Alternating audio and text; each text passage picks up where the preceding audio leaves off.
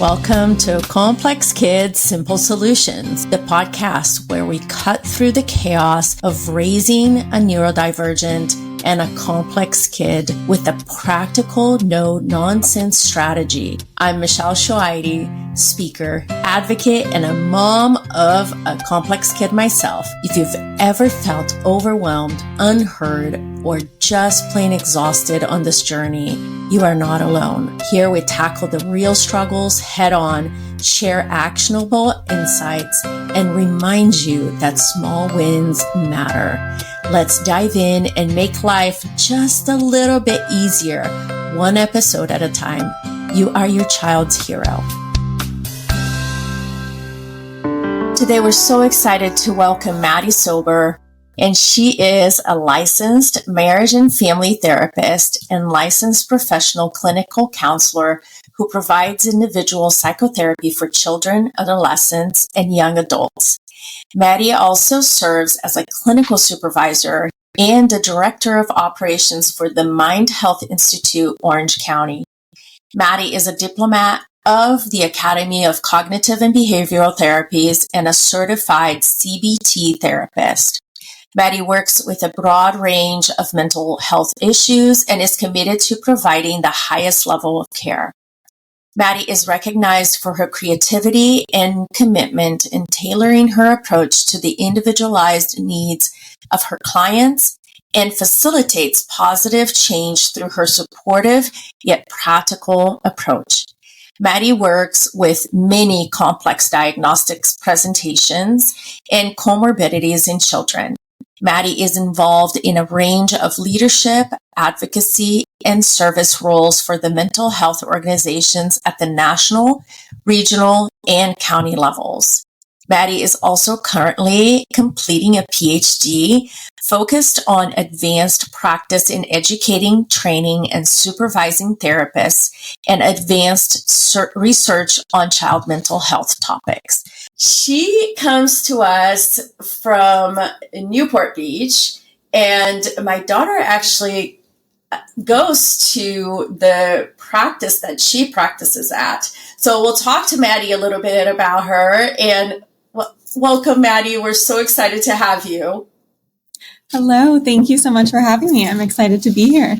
Yeah. So right before we started recording, I was asking Maddie because she doesn't have kids. And I was wondering, what made you come into this and work with children? But first of all, tell us a little bit about what you do and what you are, and I guess why you started working with kids. Sure. Okay. Yeah. So my name is Maddie Sober. I am a licensed marriage and family therapist and a licensed professional clinical counselor. And here at the Mind Health Institute, Orange County, I am our director of operations and then a clinical supervisor. So I supervise and train unlicensed therapists who are gathering experience in hours toward licensure. And then I also have a full-time caseload of lots of kids, which I just love. And I predominantly work with young children, adolescents, really specialize in youth, and working across a broad range of mental health challenges. And gosh, what got me into this field? Let's think. So I've always loved children, and connected really well with children. And when I was beginning college and took my first psych course, I just fell in love with understanding humans and thinking and behavior. Mm-hmm. And I started doing all sorts of internships, just getting into the field to see what sort of settings and people I'm interested in working with. And I actually thought I would be focusing on working with adults. And so I decided to get all my child hours out of the way first during my training, because you need a certain amount of child hours. So I was like, I'm going to get these out of the way so I don't have to worry about them later, since I don't want to work with children. And then my first case ever, I just absolutely fell in love and knew I will be working with children forever. And I love it. Yeah. They have such a great practice where Maddie is. I actually met her, was introduced to Maddie through a therapist that actually sees my kids. She saw Drake for a while. She sees Rio, my neurotypical child, and she had such great things to say about Maddie that we decided that she would be awesome to come and bring her into the podcast to talk to you guys a little bit about the struggles with mental health with children, and especially with children who are like ours, the little complex kids that we have. Right. So I'm going to go into some questions for you, Maddie, if you're okay with that. So we all know that it's important to have a mental health professional involved in a family life, especially when you have a complex kid. And so what is that role of the mental health professional in the life of this complex kid? Like, how does that, what is your main role when it comes to that? Sure. So a mental health professional is really going to be dedicated to your child's mental health, but also their social, emotional, behavioral, and relational functioning. And these areas are critical, I think, in the development of all children, but for every parent with a complex child in particular, you're going to really benefit from having a mental health professional on your child's team. A quality mental health professional is going to kind of evaluate and explore what's going on, develop goals, provide some treatment recommendations, provide direct interventions to support you and your child in meeting your child's goals and needs. They'll be advocating for your child, supporting your family. And really they're engaging in this ongoing process of trying to evaluate and understand your child's needs and then teaching you and your child skills to promote progress toward those mental health goals. A really outstanding mental health provider is going to kind of feel like a team quarterback. This is someone who should really be like a strategic leader who's just ready to adapt to the complexities of your child's needs, and facilitate collaboration and coordination between all the different moving variables and parts and important figures and supports who are a part of your child's team. And what a mental health professional's role will look like will vary a bit depending on the type of mental health practitioner that we're talking about. However, for complex cases, generally mental health professionals often work in a multidisciplinary team, since a lot of times no one single provider can address all of the aspects of a child's needs. And that collaborative approach just really ensures comprehensive care that addresses all the dimensions of a child's well-being. So one of the things that for a long time, we did not have a mental health provider per se. We had an ABA therapist, we had a speech therapist, we had an occupational therapist. And of course, as a lot of you know me, the reason I'm doing this is because I figured it out, right? I have a team that helps me with my complex kid, with Drake. And so, but I did not realize how much you guys could do for us. Drake came to see Chelsea, and Chelsea was she would get on the phone with his neurologist. She got on the phone with his teacher. She got on the phone. I mean, and it is so, and this is what makes an amazing healthcare professional, right? This is what makes it a team work. And so when you said we are the quarterback of your team, it is true. But you have to find the correct one. Yeah. And that is the key point right there. Yes. The key is to find the right mental health professional that will help you, give you that. So I 100% agree with what you said just now, Maddie. Now, kind of going into this a little bit and kind of what we were just talking about, right? Why is it so important for the parents to find the right mental health professional? I think we touched a little bit on that, but can you tell us a little bit more?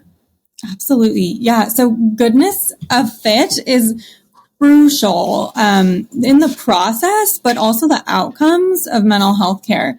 And while what the right fit will look like is going to be different for everyone because every child and every family's needs are different, it's really important to find the right fit for you. And that's important for several reasons. A really big one is rapport and trust. So there needs to be a strong relationship and there needs to be trust in order for there to be effective outcomes. And especially for complex children, often there is difficulty establishing trust. So that relationship with your child and your child trusting your provider and your family trusting your provider and it really feeling like a strong relationship and good fit, that's really important. Another reason goodness of fit is so important is that a lot of times with complex kids, there are going to be overlapping conditions or atypical presentations that really require specific knowledge. And so making sure that the professional you're working with has the experience that matches your child's particular kind of constellation of challenges. And then lastly, I think often with complex children, families will experience multiple failed interventions, like, meeting people who aren't the right fit. And that gets exhausting. And oh my gosh. And Maddie, I can't tell you, you think that you found somebody and you go and you put it all into that person and then things just don't turn out the way that you expect. And, it is actually, as a mom, it's really hard for us to say, you know what, it's time to move on because you've invested so much time with somebody and you put so much into it, so much, energy in explaining and bringing other people together. And then it's so frustrating because it's like, I'm not getting what I wanted, what I needed out of this relationship, right? This partnership, and then dropping somebody and actually having to move forward. But that is the way that you have to find somebody who works for you and works for your family, right? And I think that even more importantly, that gets along with your child feels comfortable, your child trusts that person, because without that trust, it's not going to happen. They're not going to open up. They're not going to be able to be helped by the mental health professional, right? So, yeah. And so we've talked a lot in the podcast about that, about finding, trying to find the right connecting with the right professional. So how do you think that parents should approach this? What are the first steps that they should take into finding a mental health professional that will work with their family? Yeah. So these first steps can be really daunting for parents and families. I always recommend starting with referrals from someone you trust. This could be a family member, a friend, another parent of a complex kid, or your child's pediatrician. Ideally, someone who knows you and your child well and that you trust is a great starting point. And this process is also going to look different for everyone based on various avenues to care. For example, if you're obtaining services through insurance, in that case, the best option is usually to get a referral from an active in-network care provider who you know and trust, like your child's pediatrician, or requesting a list of in-network providers from your insurance company. Whereas for out-of-network care, you have a bit more flexibility and freedom. And if you can't locate any referrals from someone you trust, there's a lot of user-friendly online directories for mental health care where you can kind of filter what you're looking for, the type of care you're looking for, age range, location, and that's something I usually recommend. But a starting point as checking in with someone you really trust. I have to say that when I needed to find a psychologist or a mental health professional for Drake, I went to my insurance and I literally got 20 pages of healthcare professionals, you know, in the area. So you have to filter that, because a lot of times when they just give you that, you can try to filter it for people like, okay, are you a pediatric mental health professional? Because that makes a difference. You cannot just go to anybody. Like that does not work. So you have to filter through that. And then you have to filter through, do they take my insurance? And then they have to filter through and it is daunting. And then you start calling, and then more than half of them don't even have time for another 6 months. They need to put you on a wait list. It is insanity at this point. Yeah. And I don't know. I feel like, and correct me if I'm wrong, but I feel like pre-COVID, we didn't have as many healthcare, mental health issues with people. And maybe after that, we just got like, people just really needed that healthcare professional, that mental healthcare professional in their life. And they needed a therapy and they needed to talk to somebody. And now it's almost impossible to find people who have an open slot to get in. Do you have any suggestions for people that are dealing with this? Sure. Yeah. And that is true. We did see mental health challenges skyrocket, and help seeking and engagement in mental health care increase significantly. And I've noticed the same thing. It's really hard. Especially through insurance and in-network care, but even out of network care right now, getting established with someone who has openings is really hard. And so that's where, again, I recommend getting a referral from someone you really trust, who can maybe connect with that provider in advance and help you out. It's hard. It's really hard. Yeah.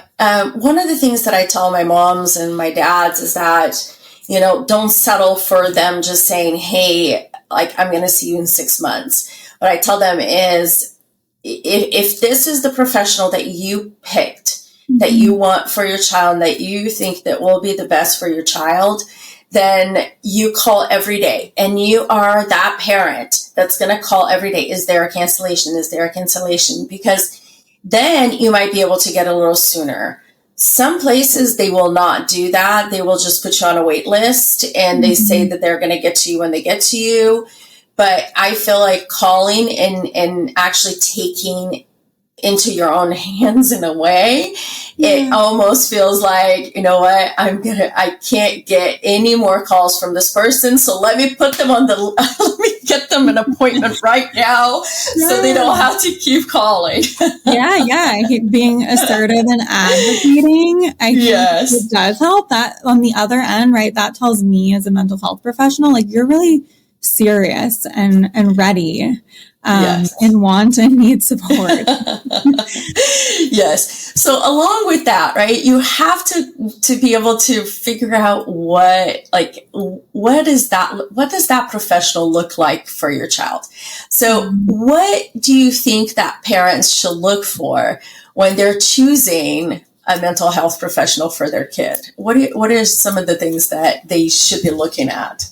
Yeah, so there's many important things to consider when choosing a mental health provider. I think some of the most important are thinking about education, training, and licensure and years of experience. So that's going to depend and look different depending on the type of care you're pursuing. For example, a psychologist and a psychiatrist, they're going to have different training education. So looking into that and making sure that the education and training meets what we're needing. Another really important one is a theoretical approach to treatment and using evidence-based care. So what that means is making sure that this provider is using a treatment approach that's evidence-based for what your presenting concerns are. And what evidence-based care means is really the integration of the best research available and then combined with the expertise of the clinician and then applied to the context of the like individual family, client's characteristics, culture, preferences.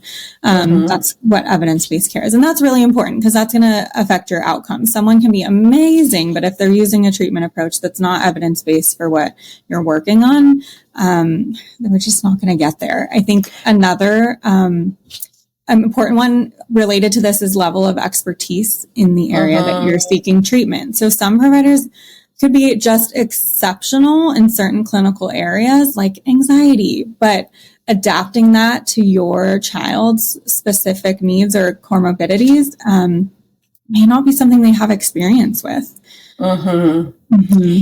Yeah. So can you tell us, tell me, because as you were talking, it just made me think about it. You know, there are so many approaches to therapy. Can you tell us like just a few of them, like a couple of them, and just kind of go over a little bit of what they mean? I know that, anyway, I'll let you talk about them. So. Yeah, absolutely. Thinking about evidence-based treatment approaches for working with complex kiddos, some of the top approaches are going to be parent management training, which is actually working with the parents to teach parents how to apply behavioral principles and shape behavior at home, and skills like de-escalation and how to manage big feelings in the moment and kind of navigate everything as it comes up. Collaborative problem solving is a newer big one, which is teaching children and parents and other important figures in their life how to kind of work together and get out of these dynamics of like power struggles that don't work for a lot of kids, and create the illusion of choice and sense of control.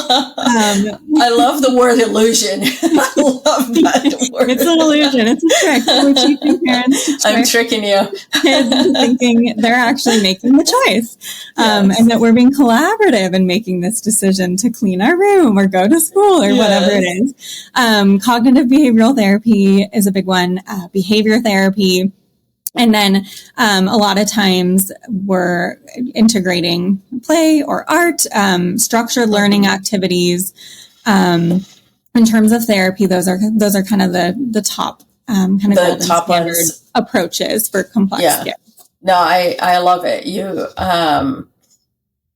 tell me, cognitive behavioral therapy, that's CBT. That's the one that I was trying to remember. Yep. And they do use this also for adults because Absolutely. my therapist, that was her approach with me.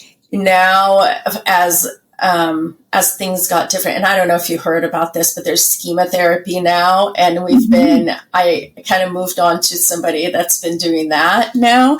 So there are so many different ways to treat mental health, and with kids too. And I think that's kind of what you were saying, right? You have to find the right provider who's providing the correct intervention for your kiddo. So, Exactly. Now, how do you know, like, how would you know if it's a good fit or if it's not a good fit after and what are questions that we can ask to be able to determine that, hopefully quicker than we would without these questions and, knowing what you're going to tell us. So. Yeah. Yeah, that's a great question. I think so. Going through these areas of consideration, right? I think parents, you're really going to want to ask yourself, like, does this provider meet my needs in these areas? And feel free to ask questions about what is your experience working with this presentation? What would be your treatment approach? And that really should be discussed after kind of the assessment period and discussing their clinical recommendations and treatment plan. And a really strong provider is going to educate you on, here's the approach I would like to use, here's why, here's what the evidence base shows, here's how we're going to tailor that to meet your child and family's needs, here's how we're going to communicate about what's working, what's not. And if that information isn't provided up front, ask away. Like you mentioned, being assertive and advocating, I think that's really important. And a really good provider is not going to be bothered by those questions at all. I feel like no matter what, if you are going to get a mental health care provider or any provider really, the only way that they're going to be able to assess, like to give you what their treatment plan would be, is if they assess your child. If they're telling you right off the bat that this is what I'm going to do, run the other direction, because they don't even know your child. They don't know your kiddo. And they are already fitting your child into this mold that they're going to give you, like give your child this molded or whatever treatment. So this is something that's very important to remember, and that you touched on, Maddie, is that after the assessment, that is when they should be coming back to you and telling you what treatment route they're going to take with your child. If they don't even want to look at that assessment, or if they just read, like you send in a bunch of papers, and if they just read through it and they never even met your child and they're trying to tell you what they're going to do, I would run the other direction, because they have to be able to get along with your child. They have to be able to have seen them and assess them. Like, for me, it's very important to be in person. I know that other people like the online, treatments that are happening right now. I'm a person. I feel like when you're in person, when you're there, it makes such a huge difference, because you're not only getting the treatment, you're also getting the personal, like getting close to somebody and reacting to body cues, to facial cues that sometimes are lost when you're doing online therapy. So that's just my thinking on that. I think, especially for children, it's so important. It's so important, I think, to be in person and establish that connection. And I agree. I think initially you kind of want to be looking, especially with complex kids, for things more like, can you tell this person is actually genuinely passionate about working with complex children? Do they have a genuine connection with your child? Are they like flexible and adaptable and creative and tailoring things to my child's interests and needs? Are they collaborative? Do they have experience working in this area? Can you feel they genuinely care? Are they seeing my child's strengths and building on those things? I don't want to get too picky, but I think those are things you should feel and see. And does a provider need all of those things and to check every single box? I will say no, but this is just kind of a guide. And really what the research shows on what they call common factors. So there's a bunch of research that's looked at across all therapy and all therapists. What are the common factors that lead to effective outcomes? And all of the research shows that one of the strongest, most predictive factors is the relationship. So the quality of the relationship between the therapist and the client. So if you're feeling overwhelmed by this big, long list too, I think that's one of the most important things to really focus in on. And you'll feel that and see that. Yes. And I have to say too, Maddie, that sometimes it's probably going to take a couple of times for you to really get a feel for how your child is going to interact with this therapist. So, even though it's important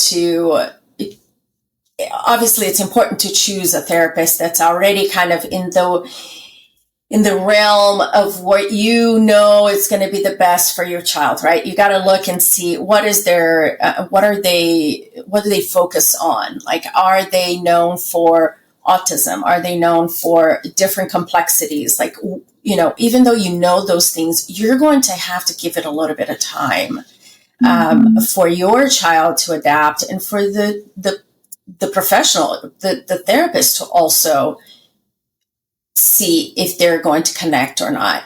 But one thing as a mom, and maybe this is just me, I don't know, but I have this gut feeling that comes, and I call it the mama gut, right?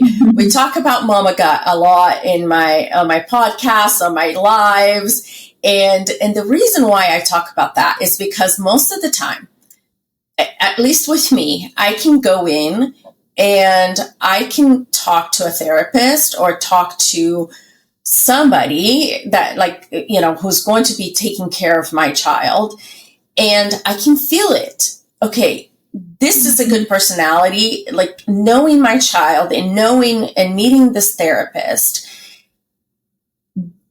do I feel okay? Do I feel like this therapist is going to bond with my child? Do they have the personality that my child would need to bond with them? Because we know, as parents, we know the kind of people that our children are attracted to, right? So sometimes even that first conversation can kind of lead to something like that, the forming of that, mama gut feeling. And once they meet your child, then you can really tell. So, but it takes a few times. So I just wanted to make sure that parents know that sometimes we got to be patient with therapies, because it might take a little bit. Now, how, these things are going to come up. Like, you're going to be doing therapy and things are going to be going okay. You've built a rapport with the child, but then, like, something happens. Like, the child just doesn't want to come and see you anymore, or the child just has like a meltdown that you don't even know like how to approach this. So there's challenges that are going to come up when you are being treated by a mental health care provider. So, like, how do you approach these challenges? Should parents approach this? How should parents? Sure. That's a great question. There are a lot of challenges that do come up, and mental health professionals that work with complex children expect these challenges and are really skilled in navigating them. I think some really common ones include getting your child to come to sessions, not just the first one, but follow-ups as well, engaging your child in treatment, building their interest and buy-in for being there. A lot of times for those like first few appointments, it's really scary, and kids have a lot of fear about meeting someone new and trying something new. Parents struggle with follow through on recommendations a lot of the time. A lot of times kids will build. Yes. A lot of times kids will build strong negative feelings about therapy once they learn, this is a little bit of work. And sometimes things worsen before they get better. I think those are some of the really common challenges. And a quality mental health professional is not going to be surprised or burdened or bothered by any of this. They're going to be equipped and prepared and happy to thoughtfully and creatively problem solve and help you and your child get to the other side. And actually, these challenges is where a lot of the best growth happens. Like, these are growing opportunities, and the skills that are used to get through those hurdles is something that can be generalized to their school friendships and parent-child relationships and facing other fears. So that's where a lot of the really great growth is actually happening. And so if your provider is skilled and you trust them and you stick through it and work together, there's a lot of ways to get through that. I think one example, like getting a child to come to a first session, if there's a lot of resistance or fear, I always recommend and kind of coach parents through how to talk about that, how to front load them and prepare them for what to expect. A lot of parents are afraid to kind of have those conversations and don't know what to say, but the more you prepare them and they know what to expect, you can set them up for success. That might include showing them a picture of the professional they're going to go meet, validating their feelings. It is scary to go meet someone new and try something new, using positive reinforcement. Like if you can be really brave and we can get through this together. We can go do something special together after, sharing about things that help you when you've faced an uncomfortable situation or tried something new. They could bring something like comforting to the session, a favorite stuffy or whatever. I think that's common. And so those are some ideas that I provide parents to kind of work through that.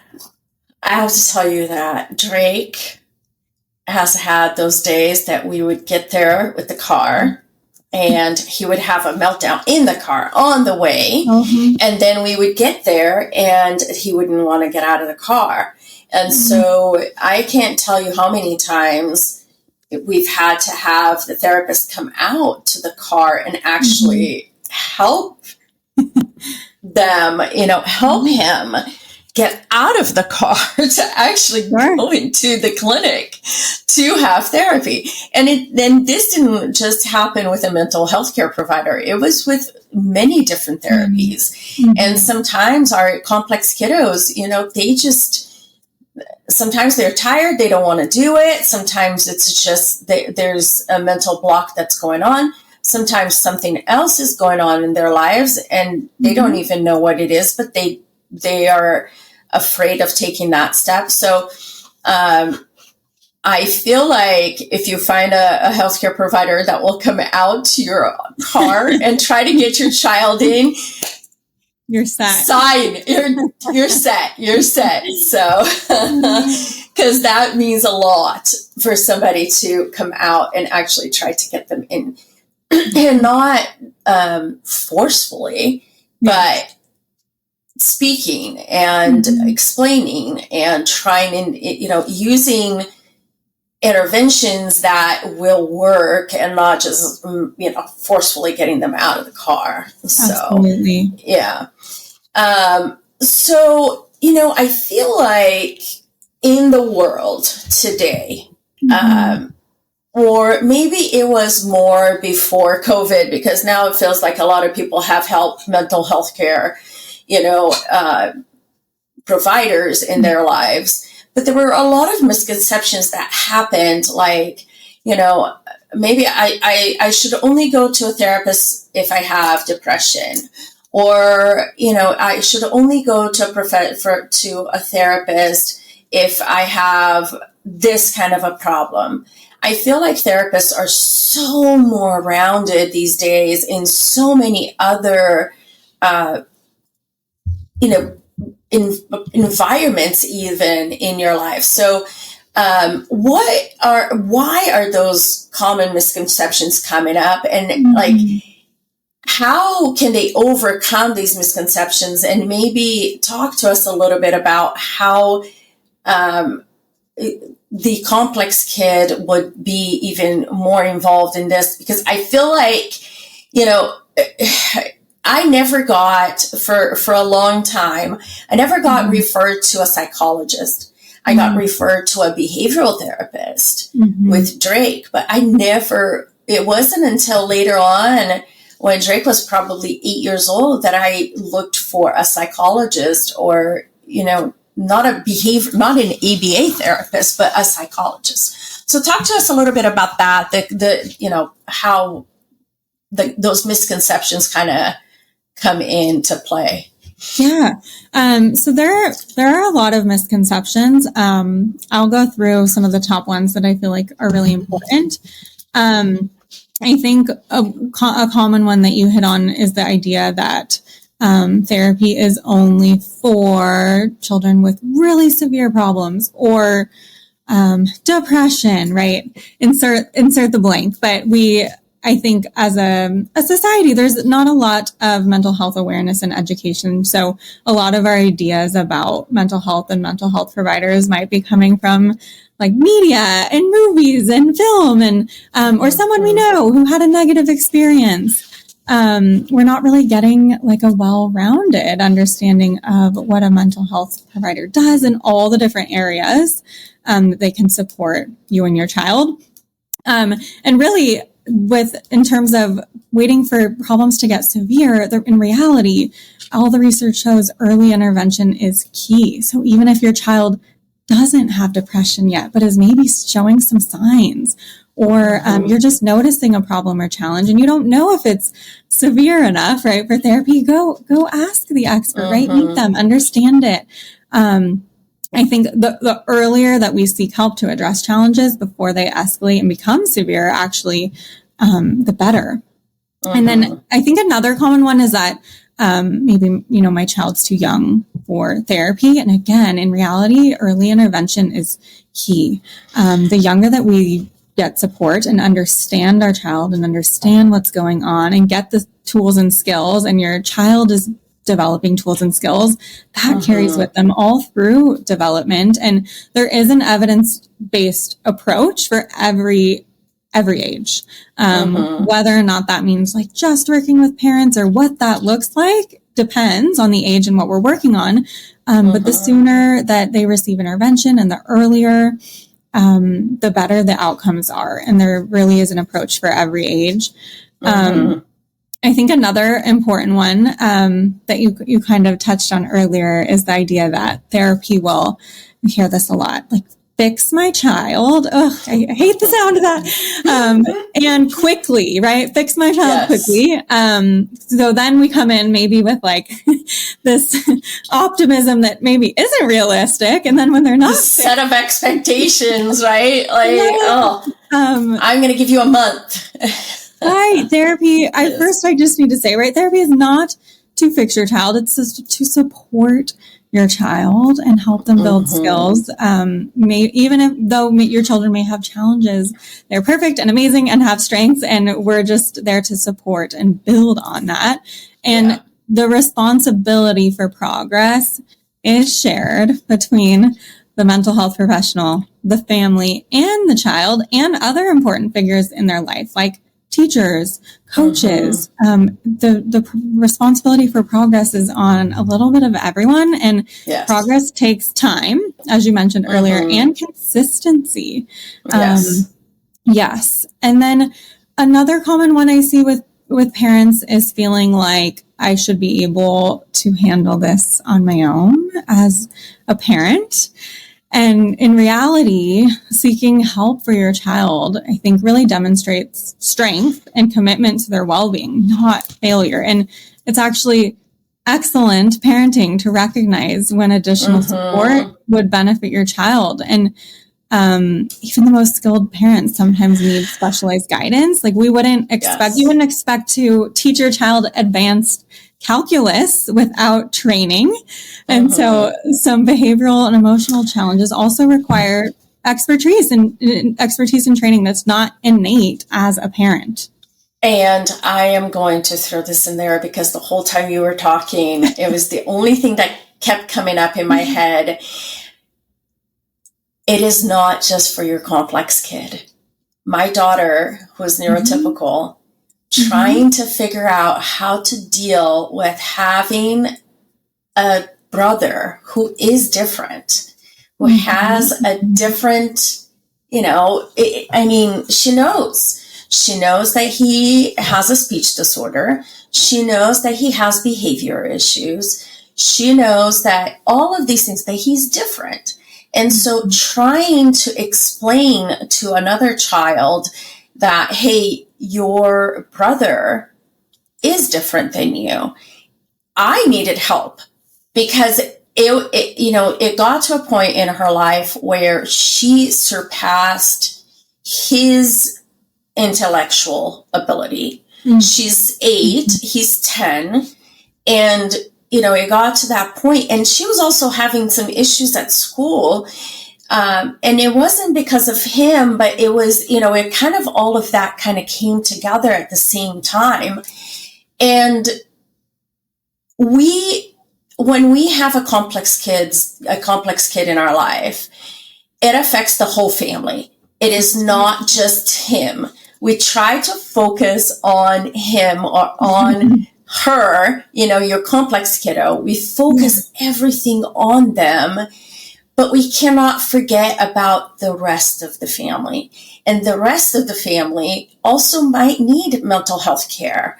Like I have had a therapist for years, and I will tell you that the anxiety that I had before going into therapy, I didn't know I had anxiety until I didn't have anxiety anymore, and it was with the help of a psychiatrist along with a psychologist that was kind of like helping me through this. But I couldn't even care for my child if I wasn't good inside, if I wasn't feeling good about myself. Mm-hmm. And it is a process. I still have good days, bad days, but I have somebody that I can go and I can talk to about these different things and about how to help not just my complex kid, but my neurotypical child also.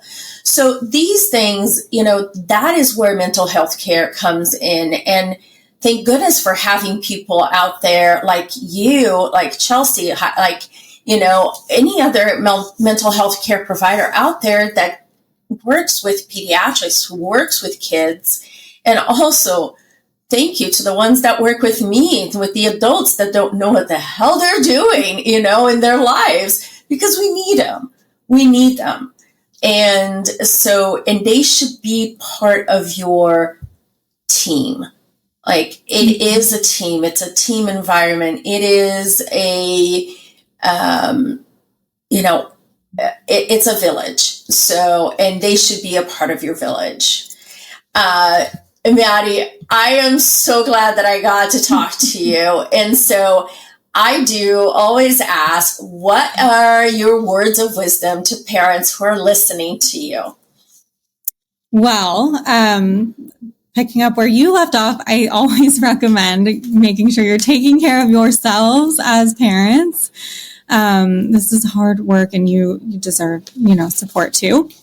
I think I want parents to know that as parents, you are your child's best advocate, and finding the right mental health professional is a powerful step toward helping your child thrive.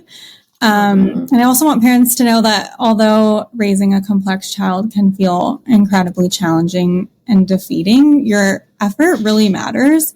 In fact, all of the research on resilience shows that despite almost really every single risk factor possible for a child in development, just having one stable, supportive adult figure in their life dramatically improves outcomes and fosters remarkable resilience. So even if that's all that you are and it doesn't feel like enough, you are remarkably impactful. Mm-hmm. Well, Maddie, this has been so good. Like, you have a wealth of knowledge, and this is amazing. So I would love to share, and I'll put all of this information in the notes too, but where can we find you? Like, if parents have questions, how can they reach you? How can we find you? Sure. So you can find us on most social media platforms, Instagram, Facebook, LinkedIn. Our website is a great resource. It's Mind Health Institute Orange County, again, is our organization. And we have tons of free educational material on our website that I think is excellent for parents. Anything from all sorts of articles to educational handouts that you guys can print and keep. Our Instagram also does have a lot of free mental health education that I recommend checking out. Our website also has our number. You can call the office anytime, ask for Maddie. If you guys have questions or need support, we are here. We have a great administrative team who answers the phone and is happy to answer any questions and provide resources, even if we aren't a good fit for you or you just need access to free mental health care in the community or information. We are happy to provide that to families. Oh, you are amazing. Maddie, thank you so much for spending this time with us. We talked, it went by so fast. I know. I feel like we could keep going another. Yes, let's keep going for another hour. But this is so important. Mental health is the most important thing that you can take care of yourself. Everybody needs this. Even if you feel like you're okay, you still need it. Trust me. So thank you, Maddie, for being here. Thank you, listeners, for listening today. Everything will be on the notes. We will talk to you next time. Thanks, Maddie. Thank you. Bye-bye. That's it for today's episode of Complex Kids, Simple Solutions. If you found this helpful, please be sure to subscribe so you don't miss any of our future episodes. And if you're looking for more support, join our Thrive group on Facebook, where we dive deeper and connect with other parents. For more information, be sure to visit www.wisdom4complexkids.com, or you can also reach me at www.michelleshoaidi.com. Remember, you are doing an amazing job. Take it one step at a time, and I will see you next time. You are your child's hero.